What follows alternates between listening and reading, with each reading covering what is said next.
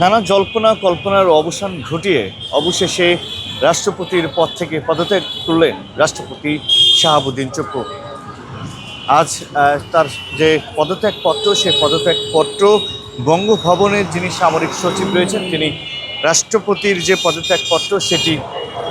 সংসদের স্পিকার হাফিজউদ্দিন আহমেদের কাছে সেটি হস্তান্তর করে এবং তার হস্তান্তরের পর আমরা যেমনটি দেখেছি ঠিক বিকাল 5:30 নাগাদ জাতীয় সংসদে স্পিকার হাফিজউদ্দিন আহমেদ একটি সংবাদ সম্মেলন করে এবং সেই সংবাদ সম্মেলনে রাষ্ট্রপতি শাহাবুদ্দিন চুপ্পুর যে পদত্যাগপত্র, সেই পদত্যাগপত্রের যে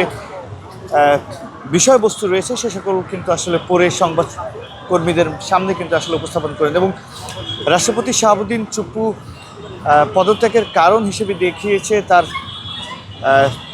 শারীরিক যে অসুস্থতা, সেই অসুস্থতায় কিন্তু আসলে তিনি দেখিয়েই পদত্যাগ করেছেন এবং তার পদত্যাগপত্রে ডায়াবেটিস, উচ্চ রক্তচাপ, হৃদযন্ত্রের সমস্যা সহ নতুন একটি রোগ কিন্তু আসলে তিনি উল্লেখ করেছেন, সেটি হচ্ছে অটোমেটিক। এই রোগগুলির সহ কিন্তু আসলে তিনি রোগের পাশাপাশি বেশ কিছু বিষয় কিন্তু আসলে তিনি উল্লেখ করেন, সেটি হচ্ছে 24 জুলাই আগস্টের যে অভ্যুত্থান, ছাত্র গণ অভ্যুত্থান, সেই অভ্যুত্থানে পরবর্তী সময়ে সততা ও নিষ্ঠার সাথে তিনি দায়িত্ব পালন করেছেন এবং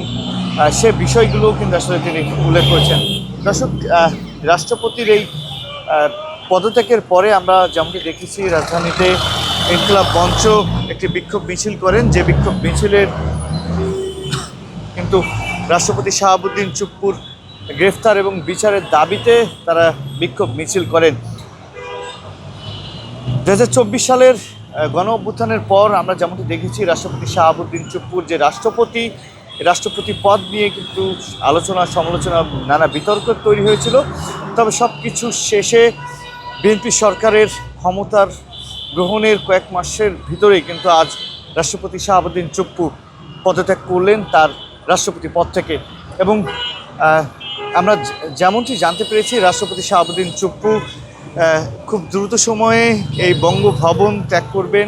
কয়েকদিনের ভিতরে এবং ত্যাগ করে সেই তার গুলশানের যে নিজ বাসভবন রয়েছে সেই বাসভবনে স্থানান্তরিত হবেন বলে এমনটি কিন্তু আসলে আমরা জানতে পেরেছি।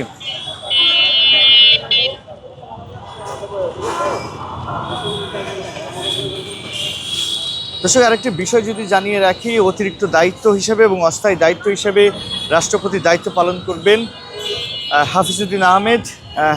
যদি একটু জানিয়ে রাখি, অতিরিক্ত দায়িত্ব পালনের অংশ হিসেবে কিন্তু তিনি স্পিকারের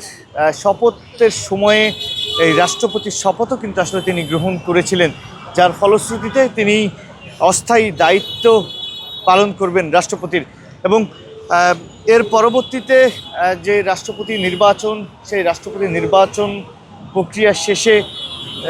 যিনি রাষ্ট্রপতি মনোনয়ন হবেন, তার মনোনয়ন হওয়ার পর কিন্তু হাফিজউদ্দিন আহমেদ এই পদ থেকে কিন্তু আসলে অতিরিক্ত যে দায়িত্ব, সেই অতিরিক্ত দায়িত্ব থেকে কিন্তু আসলে তিনি অবসর নেবেন। দর্শক, জানানোর চেষ্টা করছিলাম বঙ্গভবনের সামনে থেকে শাহাবুদ্দিন চুপ্পুর যে পদত্যাগ, সে পদত্যাগের সর্বশেষ সংবাদ নিয়ে।